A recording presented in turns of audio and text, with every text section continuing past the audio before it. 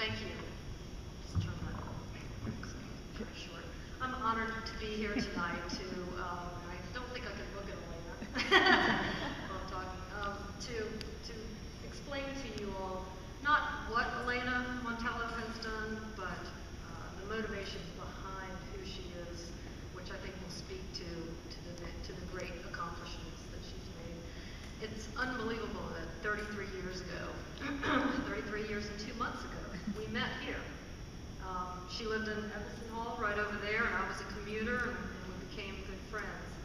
And along with a core group of friends who we would have loved to have had tonight, but who are scattered across the states, I'm going to speak on behalf of them and talk about a friendship that is stronger now than it was when we first became friends. And two of her greatest accomplishments are sitting here in the front row. Her first son, David, and her daughter, Brittany. And her younger son would have been here tonight, but he is in the U.S. Marine Corps and stationed in Afghanistan.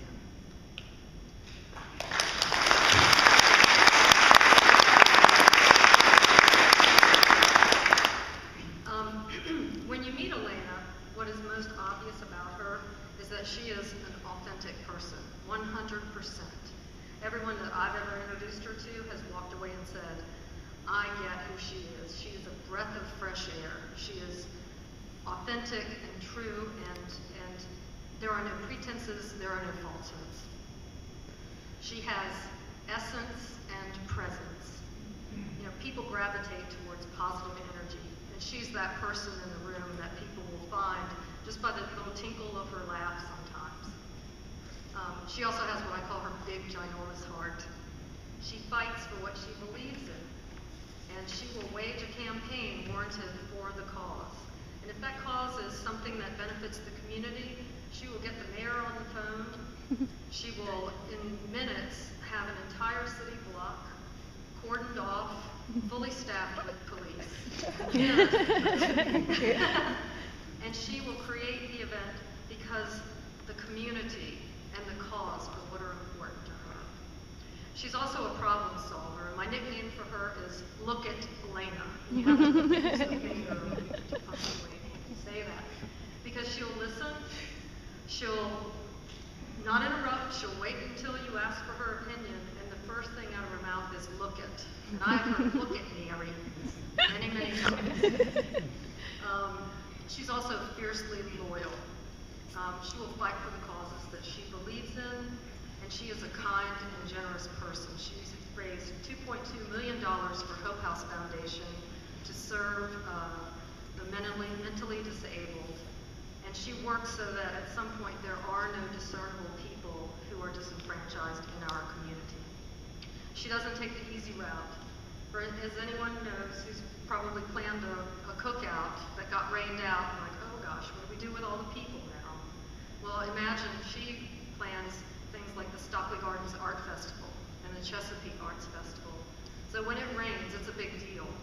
And she's not that person who is just, you know, oops, sorry. She's out there with umbrellas, and she's helping those artists schlep their work back into their vans to protect it. You can find her at any of the events. She might be in the headquarters tent, helping people solve problems. She's circulating with her clipboard. She looks very official when she has her clipboard. And she is solving the problems. That's just what she does, because she wants to make sure all of the movable parts stay mobile. And she sees wide open possibilities. I love this about her. She understands that serving the cause is serving the community. And that connection, which is invisible to most of us, is so clear to her.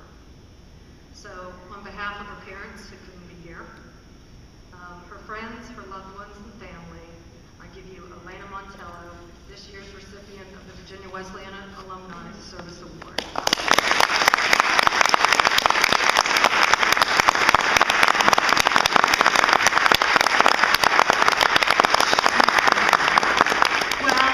I don't want to take too much time, but I am very humbled. But I see my journey, or my life's journey, right here in this room. I met my children's father here.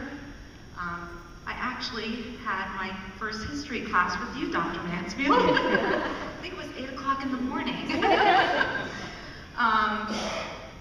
My colleagues and some of my dear friends that I've made over the course of the past 20 years, and they're part of who I am, and they believe in our community. And I will say to you this right now is, just make sure that you encompass everybody in your community, regardless of whether they have a disability or not. They will be your best friends, and you cannot have a community unless everybody is involved. And that's where I come from. And thank you, this is a great honor.